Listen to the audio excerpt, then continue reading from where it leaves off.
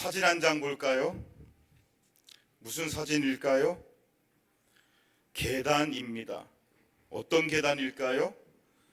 로마의 스칼라 산타 성당 안에 있는 계단이에요. 스칼라 산타라는 말은 거룩한 계단이라는 뜻입니다.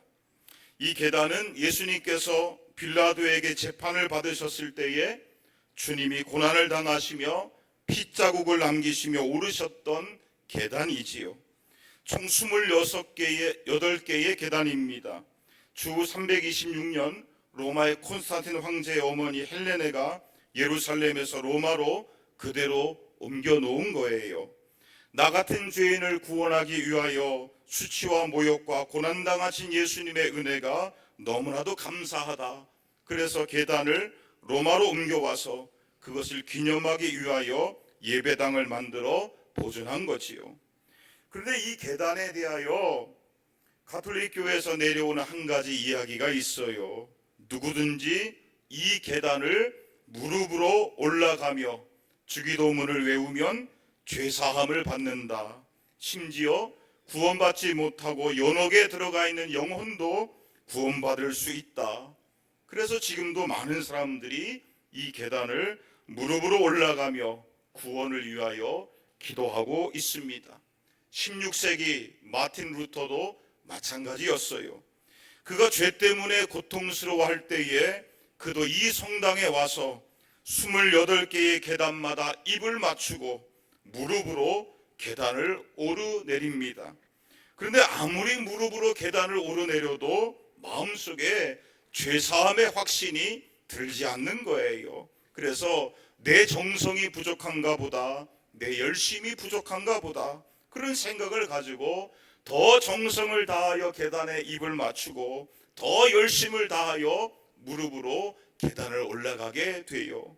그러나 여전히 그에게는 죄사함의 확신이 들지 않는 거예요. 오히려 이것으로 나는 죄사함 받을 수 없다, 그런 절망감이 더 크게 다가오게 되는 것입니다.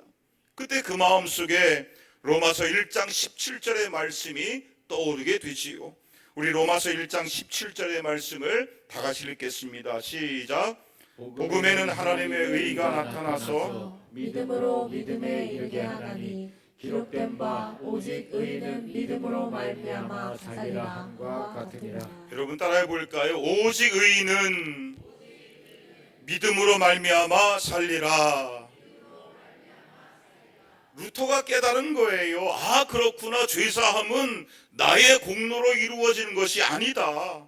내가 아무리 무릎으로 계단을 열심히 올라간다 할지라도 그 공로 때문에, 그 정성 때문에, 그 열심 때문에 죄사함 받고 구원받는 것이 아니라 구원은 오직 예수님께서 십자가에서 완성하신 의를 통하여 구원받는 것이고, 이 구원은 오직 믿음으로 주어지는 하나님의 은혜이다. 그래서 오직 의인은 믿음으로 말미암아 사는 것이다. 아멘입니까?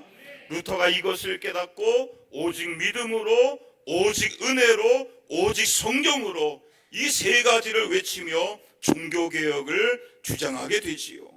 여러분, 우리가 무엇으로 구원받게 됩니까? 오직 믿음으로, 오직 은혜로, 오직 성경으로 구원받게 되는 줄로 믿습니다. 우리의 열심이 아니에요. 우리의 공로가 아닙니다. 우리가 의로움이 아니라 또 내가 무엇인가를 했기 때문에 그 대가로 구원받는 것이 아니라 오직 예수님의 십자가만이 우리의 죄를 없애주시는 것이고 우리를 구원해 주시는 하나님의 능력인 줄로 믿습니다. 그러므로 우리의 신앙도 오직 믿음, 오직 은혜, 오직 성경이 될 수 있기를 원합니다.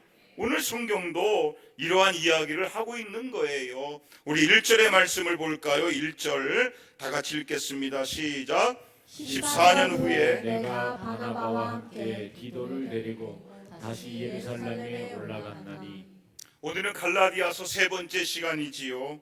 사도 바울이 이방 지역에서 열심히 복음을 전하다가 14년 만에 예루살렘으로 올라가게 돼요. 근데 혼자 가지 않고 누구를 데리고 갑니까? 바나바와 디도를 데리고 갑니다. 근데 여기서 주목해야 할 사실은 바나바는 유대인이지만 디도는 헬라인이었어요. 즉 디도는 이방인이었고 할례를 받지 않은 상태입니다. 디도는 갈라디아 성도들처럼 이방 선교의 열매였습니다. 자, 그렇다면 사도 바울이 왜 할례 받지 않았던 이방인 디도를 데리고 예루살렘으로 올라갔을까요? 여기에는 분명한 의도가 있어요. 2절의 말씀을 볼까요? 2절. 우리 2절의 말씀을 다 같이 읽겠습니다. 시작. 계시를 따라 올라가 내가 이방 가운데서 전파하는 복음을 그들에게 제시하되 유력한 자들에게 사사로이 한 것은 내가 다름질하는 것이나 다름질한 것이 헛되게 하게 하려 함이라. 여러분, 사도 바울이 디도를 데리고 예루살렘에 올라간 목적이 뭐예요? 바울의 다름질이 헛되지 않게 하기 위함이다. 그럼 사도 바울이 무엇을 위하여 다름질했습니까? 갈라디아서 1장 16절에 하나님께서 바울을 부르신 목적이 뭐예요? 예수님을 이방에 전하라고 부르셨다는 거예요. 바울은 이 부르심에 순종해서 지금까지 이방인 선교를 위하여 열심히 다름질을 해 온 것입니다. 그렇다면 바울이 이방에게 전했던 복음의 내용이 뭐예요?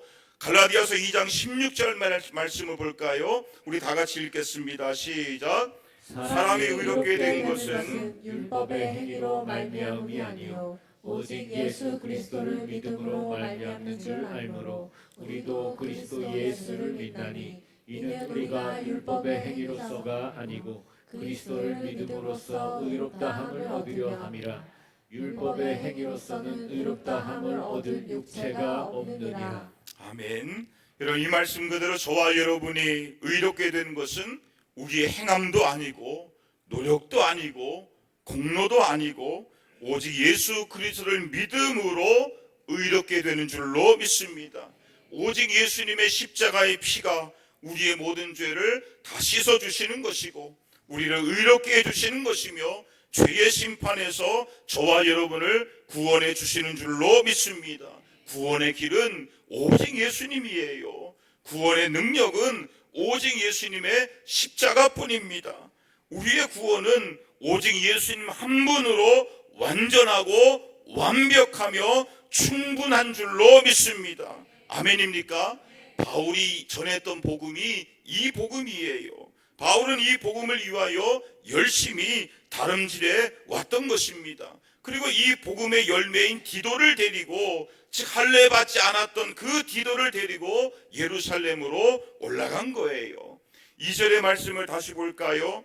바울이 디도를 데리고 예루살렘에 올라가서 누구를 만나게 됩니까? 유력한 사람들을 만나게 돼요. 여기서 유력한 사람들은 누구를 말하는 거예요? 9절의 말씀에 보니까 야고보, 게바, 요한을 말합니다. 그들은 예루살렘 교회의 지도자요 사도들이에요. 그런데 2절에 보니까 바울이 그들에게 무엇을 제시합니까? 복음을 제시하게 됩니다. 어떤 복음을 제시했을까요? 바울이 그동안 이방인들에게 전해주었던 복음이에요. 즉 할례 받아야 구원받는 것이 아니라 오직 예수님으로만, 예수님 믿음으로서만 구원받는다, 이 복음을 제시했다라는 것입니다. 그 결과 3절의 말씀을 볼까요? 야고보, 게바, 요한, 즉 예루살렘 교회의 사도들이 디도에게 무엇을 강요하지 않았습니까? 억지로 할례 받는 것을 강요하지 않았다라는 거예요. 무슨 뜻이에요? 예루살렘 교회의 사도들이 유대인들에게 전해왔던 복음과 그리고 사도 바울이 이방인들에게 전해왔던 복음이 같다는 거예요? 아니면 다르다는 거예요? 같다는 거예요. 즉 구원의 조건은 오직 예수님뿐이다 라는 거예요. 그래서 예루살렘 교회의 사도들이 디도에게 할례 받으라 억지로 강요하지 않았다는 것입니다. 즉 할례가 구원의 조건이 아니라는 거예요. 그렇다면 사도 바울이 왜 이 사실을 확인하려고 했을까요? 4절의 말씀을 보겠습니다. 4절 다 같이 읽겠습니다. 시작. 이는 가만히 들어온 거짓 형제들 때문이라. 그들이 가만히 들어온 것은 그리스도 예수 안에서 우리가 가진 자유를 엿보고 우리를 종으로 삼고자 함이로되. 누가 갈라디아 교회 안에 가만히 들어왔습니까? 거짓 형제들이에요. 유대주의자들입니다. 그들이 무엇을 주장해요? 갈라디아서 1장 7절에 다른 복음을 주장했습니다.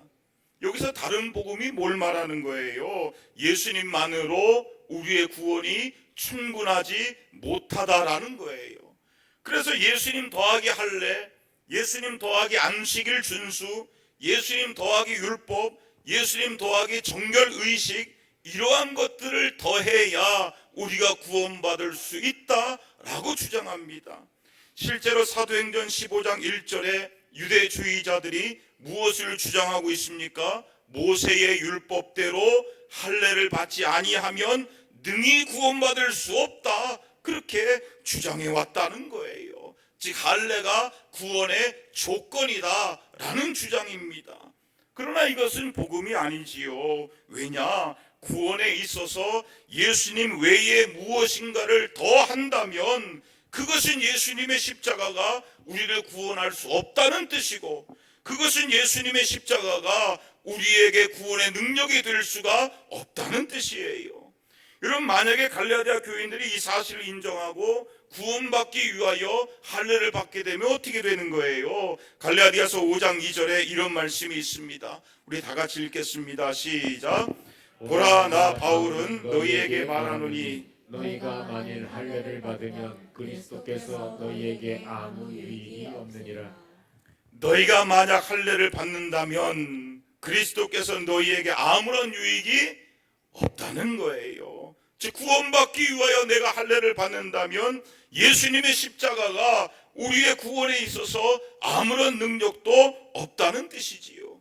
그러나 이것은 복음이 아니잖아요. 복음은 오직 예수님 한 분인 줄로 믿습니다. 복음은 오직 예수님의 십자가뿐인 줄로 믿습니다. 구원은 오직 예수님 한 분만으로 완전하고 완벽하며 충분한 줄로 믿습니다. 예수님의 십자가 외에 그 어떤 것들도, 그 어떤 조건들도 우리의 구원의 조건이 될 수가 없는 거예요. 사도 바울은 이 복음의 진리를 지켜냈다는 것이지요. 그래서 5절에 보니까 바울이 무슨 말씀을 합니까? 교회에 몰래 들어온 거짓 형제들이 구원받기 위하여 할례를 강요했지만 그러나 여기에 대하여 잠시도 복종하지 않았다는 거예요. 그렇게 함으로써 복음의 진리가 항상 우리 가운데 있기를 지켜냈다는 것입니다. 여러분, 복음의 진리는 오직 예수님이에요. 아멘입니까?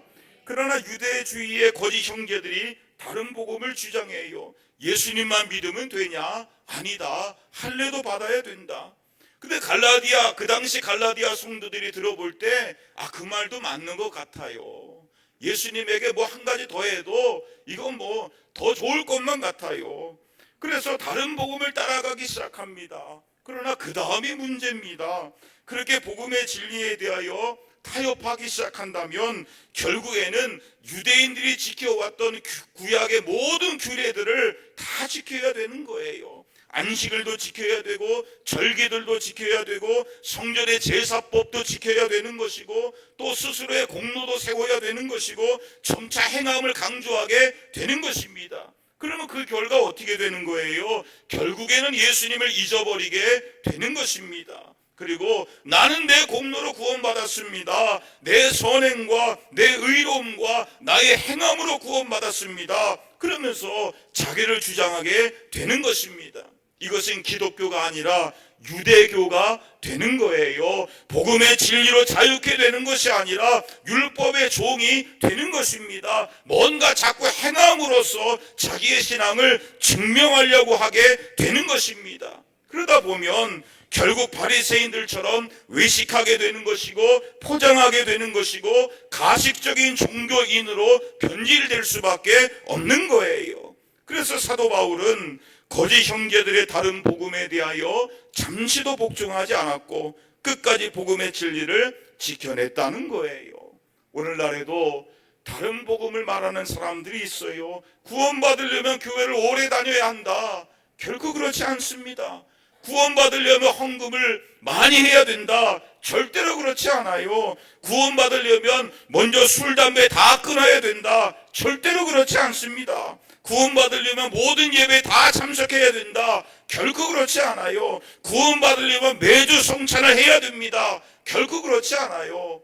물론 그리스도의 교회가 매주 성찬을 중요하게 생각하지만, 그러나 성찬에 참여한다고 해서 그것이 구원의 조건이 되는 것은 아니다라는 거예요.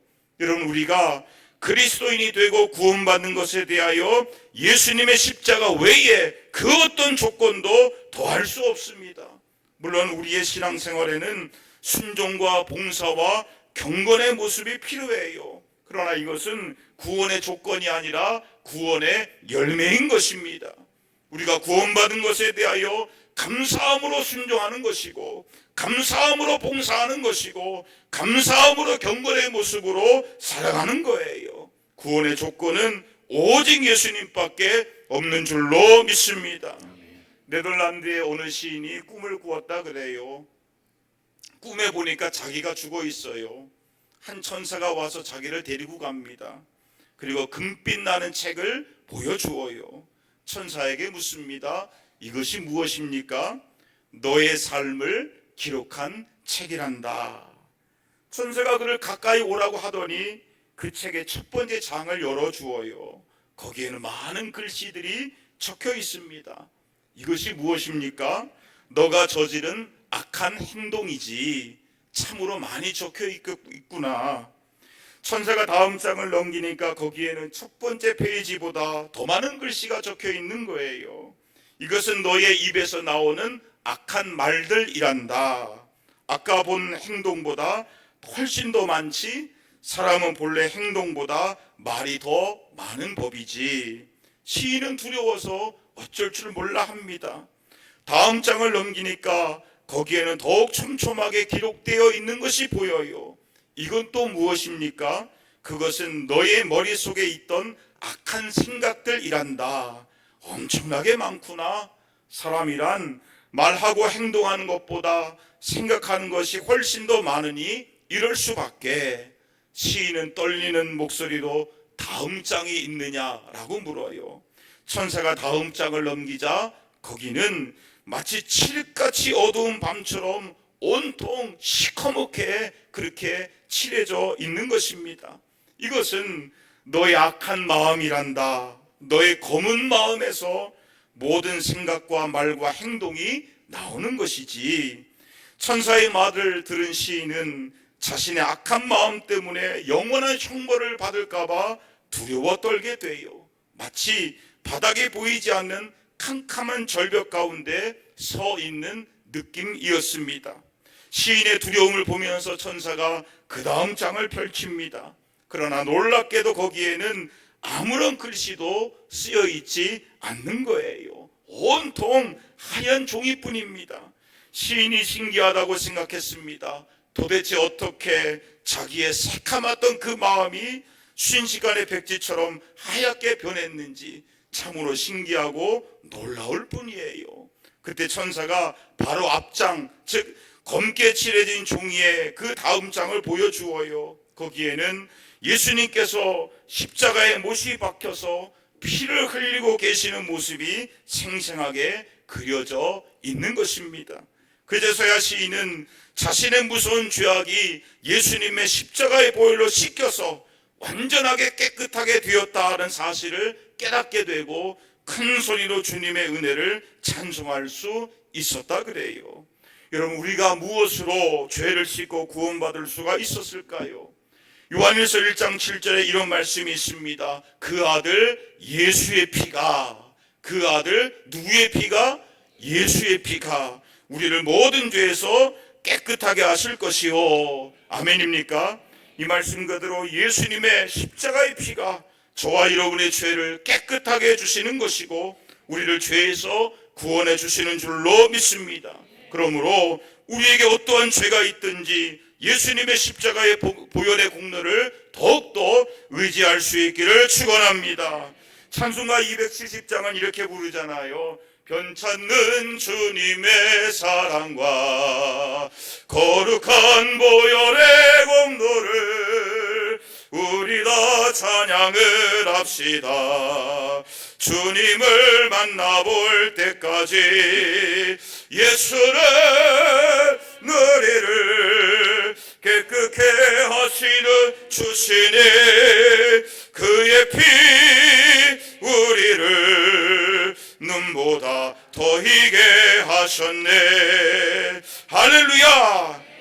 우리가 착해서가 아니잖아요. 우리가 신앙생활을 열심히 해서가 아니잖아요. 우리가 뭔가를 했기 때문에, 그래서 그 대가로 하나님께서 우리의 죄를 용서해 주시는 것이 아니라는 거예요.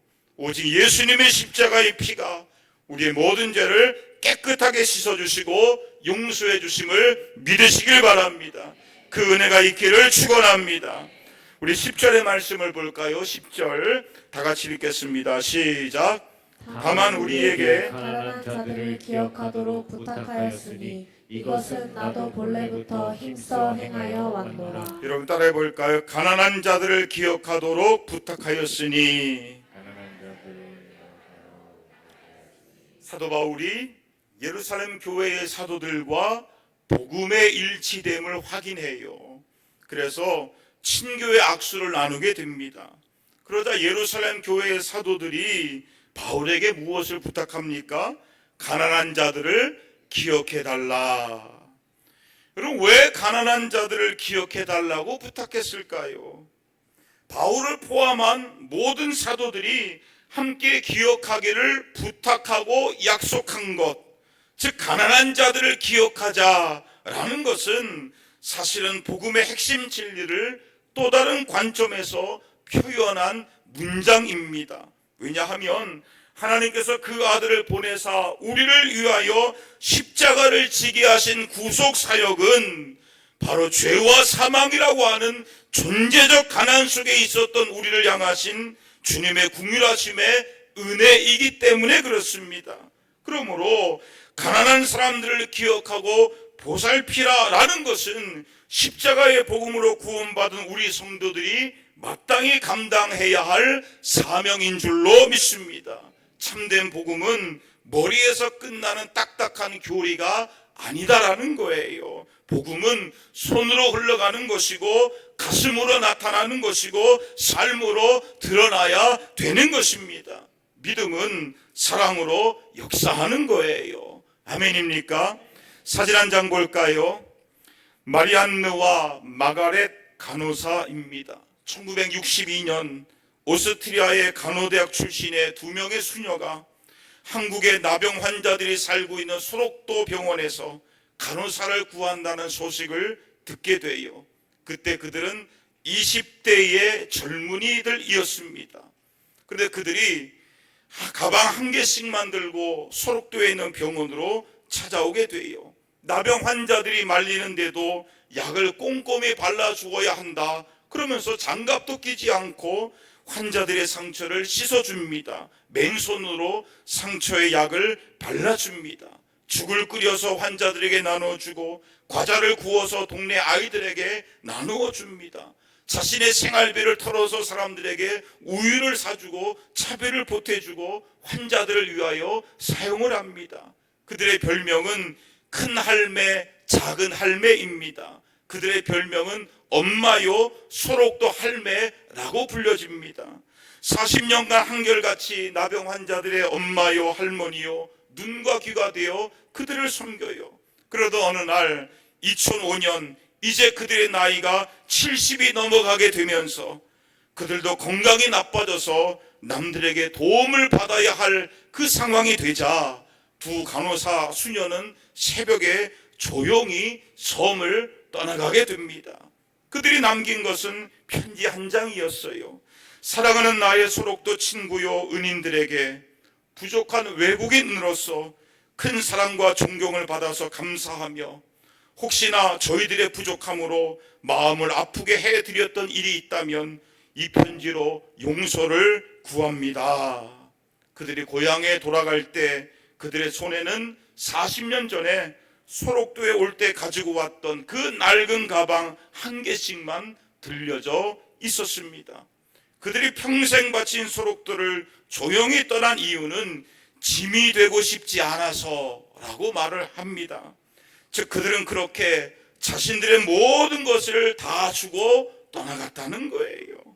여러분, 이러한 사랑과 섬김이 어떻게 가능할 수 있을까요? 결코 의무감만으로는 할 수 없는 일들입니다. 오직 주님의 은혜로서 가능한 줄로 믿습니다. 그러므로 우리들도 복음의 능력이 사랑의 섬김으로 나타날 수 있기를 원합니다. 우리 주변에도 가난한 이들이 있지요. 가난이란 경제적 어려운 말하는 것은 아니지요.